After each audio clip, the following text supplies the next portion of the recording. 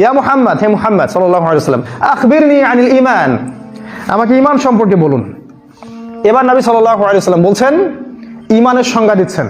আর ঈমান হচ্ছে আন তুমিনা বিল্লাহ, তুমি বিশ্বাস করবে আল্লাহর প্রতি, ওয়া মালাইকাতিহি, তার ফেরেশতাগণের প্রতি, ওয়া কুতুবিহি, তার আসমানি কিতাবসমূহের প্রতি, ওয়া রুসুলিহি, তার সমস্ত নবী রাসূলের প্রতি, ওয়াল ইয়াউমিল আখির, পরকালের জীবনের প্রতি, ওয়াল কদরি খায়রিহি ওয়া শাররিহি, তাকদীরের ভালো এবং মন্দের প্রতি।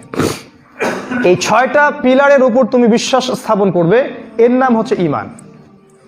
আবার বলছি, 1 আল্লাহর প্রতি, 2 ফেরেশতা মণ্ডলীর প্রতি, 3 আসমানি কিতাবসমূহের প্রতি, 4 নাম্বার সমস্ত নবী রাসূলগণের প্রতি, 5 নাম্বার পরকালের জীবনের প্রতি এবং 6 নাম্বার ভাগ্যের ভালো মন্দের প্রতি।